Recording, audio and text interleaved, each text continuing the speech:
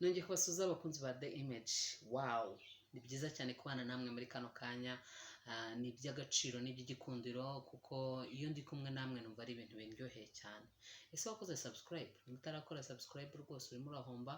Wakora kuri iyo button yitwa subscribe, wamara kubona bigiye muri past bigiswe ngo subscribe D, ugahita ukora ku kazogera kari ku ruhande, ugakora ku ijambo all cyangwa all mu cyongereza bivuga byose, kugira ngo video yose tugutegura yose ijye kugereraho ku gihe kandi imbere y'abandi.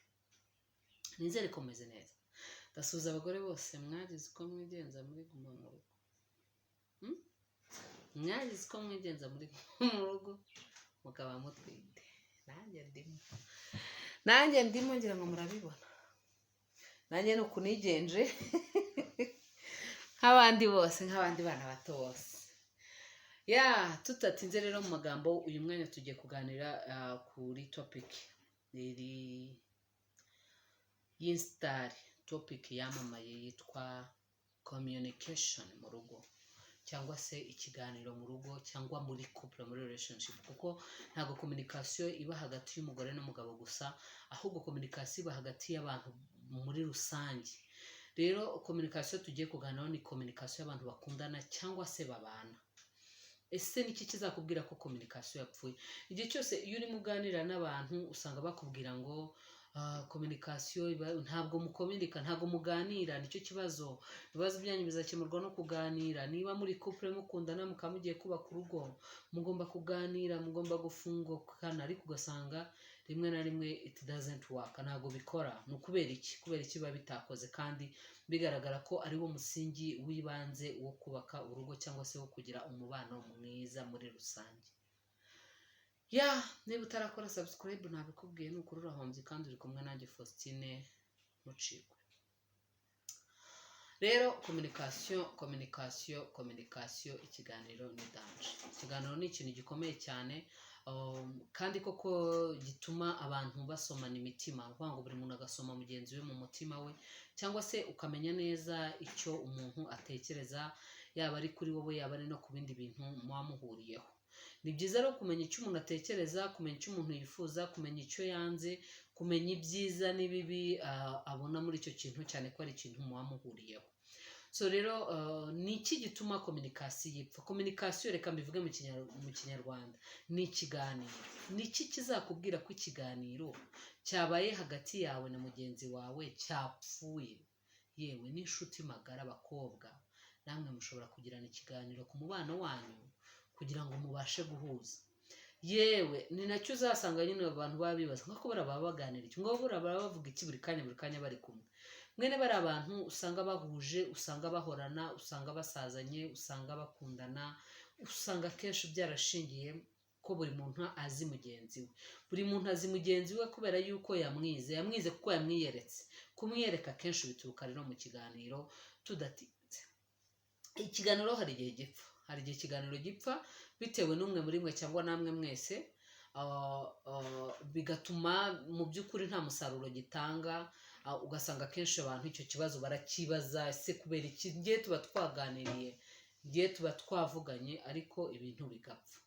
So rero reka tuvuge ku mpamvu zishobora gutuma ikiganiro gipfa. Ikintu cya mbere gituma ikiganiro gipfa naho ikiganiro kibera. Mugomba gukorera ikiganiro ahantu mwembi mwumvikanyeho kandi mwumva mwisanzuye, ku buryo buri muntu wese ari bwibwire cyangwa se ari bubwire mugenzi we, ari bubwire mugenzi we ikintu yifuza abohotse. Ni ukuvuga ngo aho hantu hagomba kuba harimo haruhuye kwanza, kuko nubwira mugenzi wawe ikintu akaba atisanzuye cyangwa se ugashaka kumukuramo amakuru atisanzuye kuguha, ntabwo ikiganiro kiba kikibaye. Ikindi ku bijyanye n'ahantu ni uko communication igomba gukorwa buri muntu wese anaruhutse, atuje kandi yiyumva muri cya kiganiro. Ni ukuvuga ngo niba hari ibintu bituma umuntu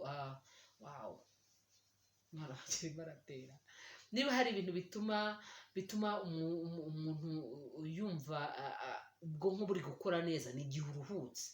Niba ufatanya umuntu ngo mugirane ikiganiro mu gihe ataruhutse, nta kintu na kimwe uraba uri gukora, cyangwa mu gihe atari ready, atiteguye. nta kintu icyo kiganiro kiri bugereho, niyo cyaba kiraba nta kintu kigezeho. So dushobora kumuteguza ukamubwira uti ndumva nshaka ko tuganira, cyangwa se ndumva nshaka ko hari ibyo twavuganaho, akaguha disponibility ye, nawe ukayihuza na disponibility, cyangwa se akakubwira igihe ari bubonekere. Ikindi gikomeye gikunze kwica ikiganiro, nabyanditse kugira ngo ntaza kubyibagirwa, kuko nshobora kubyibagirwa bimwe nkabisimbuka kandi ari iby'ingenzi. ni uko umwe aba ashaka gutsinda mugenzi we, umwe ashaka gutsinda mugenzi we, ashaka kumwemeza, oya ni njye wabigenje gutya, oya ni njye wabikoze neza, oya ni wowe wibeshye, oya ni wowe ukora amakosa. Nta kintu icyo kintu kiba kiri bugereho, icyo kiganiro nta kintu kiba kiri bugereho. Ikindi ni ugushaka kwemeza umugenzi wawe ibyo wifuza. Mu by'ukuri ntabwo uje gutangiza ikiganiro, ntabwo ushaka ko mubiganiraho, ahubwo uje kumumenyesha. Niba uje kumumenyesha bitanga nk'itangazo birangire, ariko igihe cyose ubona ko ikintu ari ngombwa ko mukiganiraho, ni ukuganira. Impamvu uzanye igitekerezo ni ukugira ngo wumve icyo mugenzi wawe agitekerezaho. Birashoboka ko ushobora gufata umwanzuro ugendeye kuri cya gitekerezo cye, cyangwa utanakigendeyeho, ariko byibura wamuhaye umwanya wo kugira ngo nawe akubwire nimba byumva cyangwa niba atabyumva, niba bikunze cyangwa niba atabikunze. Ikindi cya gatatu navuga ni ukwitana ba mwana. Ibi bikunze kuba ku bantu baba bagiranye ibibazo, ugasanga igihe mwagiranye ibibazo umwe aravuga ati ni wowe wabiteye, ni undi, ugasanga nyine buri muntu wese arabyikuraho, arashaka gushyira amakosa kuri mugenzi we, arashaka gushyira ingaruka z'ibyabaye ku wazizanye ari umwe, ariko mu by'ukuri nta kintu ibyo bintu byabagezeho uretse gushinjanya no accusation zikagura kuri mugenzi wawe kugira ngo bari umunyabyaha, ariko mu by'ukuri atari cyo kibafitiye umumaro. Ikibafitiye umumaro ni uko mureba ibyabaye, mukamenya ingaruka zabaye, mukamenya n'aho mwibeshye cyangwa aho mwakoze amakosa, yaba ari umwe yaba ari mwembi, ariko ntabwo ikigenderewe ari ukugira ngo wemeze mugenzi wawe amakosa, ikigenderewe no kugira ngo mushake igisubizo, sibyo? Kandi igisubizo mukagishakira hamwe, kuko burya iyo umuntu umwe ashatse igisubizo cyaba successful, akenshi usanga yego kibahiriye mwembi, ariko kinabaye failed cyangwa se bitagenze uko wabiteganyaga, usanga ingaruka zibageraho mwese. Rero niyo mpamvu umwanzuro wa buri muntu umwe ugomba kugira agaciro, ariko ikaba n'umwanzuro mwumvikanyeho. Icya kane ni ukujinjira mu kiganiro. Hari abantu bajinjira mu kiganiro,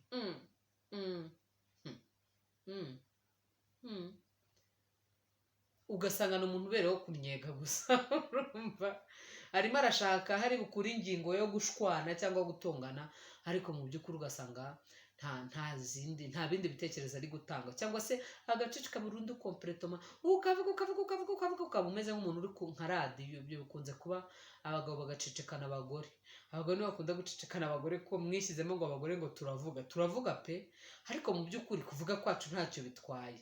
Iyo umuntu avuze arabohoka, kandi niyo umuntu avuze bibafasha mwembi. Bigutwaye iki kuba umugore yavuga, cyangwa se umubwira uti rekera ko nanjye mvuge, ariko byibura uvuge, urumva? Cyangwa ubisenye ibyo ari kuvuga ariko uvuge. Kujinjira rwose ntabwo ari igisubizo. Icya gatanu gikunze kwica ikiganiro kigapfa ntikigire icyo kigirira umumaro, ni ukwiharira ijambo. Hari umuntu uvuga mujya mureba komedi za Kansime? Komedi za Kansime hari umuntu ujya uzireba? Kansime ntashobora gutuma uvuga. Uravuga wenda tuvuge nimba ari wavuze ijambo rya nyuma, ayandi magambo yose ari buvuge, urashaka ahantu uvuga uhabure, nujya kuvuga bafite ibindi bintu byinshi byo kuvuga, nutangira kuvuga yongera gusakuriza, mbese nta jambo ufite. Ntabwo ibyo bintu abagore bagenzi banjye, mujye mumbabarira muhana ijambo. Niba umuntu ashaka kuvuga, niba yaguhaye umwanya ukavuga, wavuze.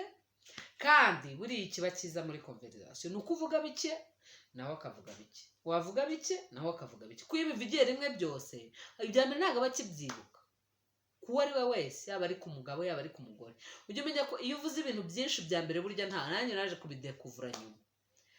Gushaka kuvuga ibintu byinshi, noneho abagabo ntabwo bagira umwanya wo kubika ibintu byinshi mu mutwe wabo, rwose uba umuvunye. so rero niyo mpamvu kwiharira ijambo ni ikintu kibi cyane mu kiganiro, ari naho hagera nyine umuntu agashyira akakujinjirana ndetse ukaza no kumva yanasinziriye nimba muri kuganira mu buriri, cyangwa ugasanga yagiye muri telefone. Kubera iki? Kuko nyine ntabwo ibintu uri kuvuga byose se araza kubivugaho gute? Ubundi se nimba nta n'umwanya uri bumuhe uri kumubwira iki? Ntacyo. Kwiharira ijambo ni ikintu kibi mu kiganiro, uba ugomba kugira ikiganiro. Ikiganiro ni iki? Ni ukuganira, buri muntu wese ni interaction, buri muntu wese agira icyo avuga. Icya gatandatu ni ukutita ku byo mugenzi wawe ari kuvuga. Usanga ubitesheje agaciro, wowe ufite ibyo uri kwitekereza, ushaka kumubwira, ushaka kuvuga, urumva mbese ugasanga wibanze ku kantu kabaye ibintu byose, nimba ari waranamurakariye, tuvuge wenda nimba ari umuntu warakariye, noneho igihe kigeze ngo aguhe ibisobanuro, akubwira impamvu yitwaye muri iyo situation gutyo, akubwira impamvu yabigenje ko yabigenje, aho kugira ngo umutege amatwi wumve ko nimba byaba bifite igenekerezo, niba byaba bifite impamvu ari kugusaba imbabazi, nimba byaba bifite agaciro, cyangwa se nimba ari aho yibeshye, wowe uracyafuka sinze kuri ka kantu kabaye, ibisobanuro byose ari kuguha ntabwo uhari, urahari ariko ntuhari. Kutumva ibyo mugenzi wawe ari kukubwira, kandi ariho muri bukure, ariho uri bumenyere na wa mutima we, ariho uri bumenyere ibyabaye, ariho bumenyere ibyakozwe n'impamvu byakozwe, ariho uri bumenyere umutima we ko aciye bugufi, ko ari kugusaba imbabazi, ahubwo uri fokasinga kuri cya gikorwa cyabaye. Ntabwo ikiganiro cyagira umumaro. Noneho rero hari igihe nanone usanga umuntu muri kuganira, ariko ikintu yihutira ni ukugucyurira no kugarura ibyahise. Ibyo ngibyo abagore turabigira, biravuna pe, biravuna kugira ngo ibintu byahise ubyibagirwe. Forgive and forget, wallahi edanje. Ariko usanga nyine umuntu arimo aragenda agarura ibyahise. None se ko cyagiye wabigenje gutya, ariko ntabwo situation zari zimwe. None se ku buryo wabigenje gutya na cyagihe ugahita ugihuza n'iki gihe, kandi ntabwo bihuye. Niyo byaba bihuye, okay, wenda bihuye byo bita bibyutse bya kera, ariko bibaye bitanahuye ureba uburyo uri bwirengagiza ibyahise, ukibanda kuri ako kantu kabaye ako gahe, cyangwa kuri icyo kibazo mushaka gukemura ako kanya, cyangwa se kuri izo ntambara zavutse ako kanya, ibindi ukaba wirwaje nk'umutima, ukawuhamba, wa mutima w'inzika ukawuhamba, hanyuma ukabasha kwikonsantara kuri icyo kintu muri kuganiraho ako kanya. Kuko nk'uko nababwiye, iyo ibintu bitagenze neza bibagiraho ingaruka mwese, kandi bikagira ingaruka ku mubano wanyu muri rusange, cyane cyane ku bubatsi ngo bigira ingaruka ku rugo rwose ndetse no ku bana. Icya nyuma gikomeye wenda turi bukivugeho umwanya munini, ni ukurangiza ikiganiro mudasoje, mudafashe umwanzuro. Akenshi bino bikunze kuba iyo mushwaniye mu kiganiro, bikaba byatewe na kwa kundi mwaheze mu kwitana ba mwana, aho kureba gushaka igisubizo, bikaba byaturutse na kwa kundi umuntu umwe yajindiranye mugenzi we, agaceceka, umwe akavuga yagera aho ngaho agaceceka, akumva nyine arimo aracurangira abahetsi, akicecekera, cyangwa se ugasanga nyine biba byatewe n'imwe muri ziriya mpamvu zo navuze haruguru, ugasanga noneho musoje nta mwanzuro mufashe, cyangwa se mugashwana, mugatongana. Ibyari ikiganiro bikaba gutongana, bikaba kurwana, bikaba guterana amagambo no gutukana ibitutsi nyabitutsi, noneho bikarangira conversation ipfuye, cyangwa se umwe akivumbura.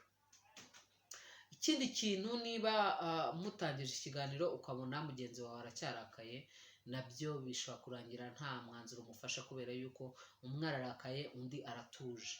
Bisaba ko mwembi mugomba kuba mwatuje. Niyo mpamvu niba situation ibayeho mu rugo, cyangwa se niba situation ibayeho mu rukundo, uko yaba imeze kose, muba mugomba gufata akanya ko kubitekerezaho mbere yuko muhita mugira ikiganiro. Ariko nimba bibafasha, biterwa n'abantu. So rero ndibaza ko nk'iki ngiki cyo kurangiza mudafashe umwanzuro ni ikintu gikomeye cyane, kandi kiba kiri bubagireho ingaruka, bigatuma nyine n'ejo muzabigarukaho, n'ejo bundi muzabigarukaho, cyangwa umuntu agahita agenda agafata umwanzuro we ku giti cye, n'undi agafata umwanzuro we ku giti cye, ubwo guhuza bikaba birarangiye. So rero nshuti zanjye, mukwiriye kugira ikiganiro, izi ngingo mukazitaho, mukareba uburyo mubyitwaramo, ku buryo ikiganiro kiri bugende nk'inama nk'uko abayobozi bakora inama yiga ku bibazo runaka, hanyuma bagafata imyanzuro. Mugomba gufata imyanzuro kandi mukayishyira mu bikorwa. Ikindi kandi buri muntu wese akubaha ibitekerezo bya mugenzi we, buri muntu wese akubaha umutima wa mugenzi we, kuko iyo mwubahana imitima yanyu nicyo kintu cya mbere gituma mubasha kubaka urugo neza, cyangwa se umubano wanyu ukaramba, mukazavamo munabana mu kubaka urugo ruzima. Ndabashimye cyane rero inshuti zanjye, ndabashimye inshuti za The Image, mbashimiye cyane urukundo rwanyu nuko mwuma mwaduhisemo. Ukomeze kuryoherwa na gahunda zacu, niba utakoze subscribe uyikore, hanyuma tuzasubira ubutaha. Bye bye.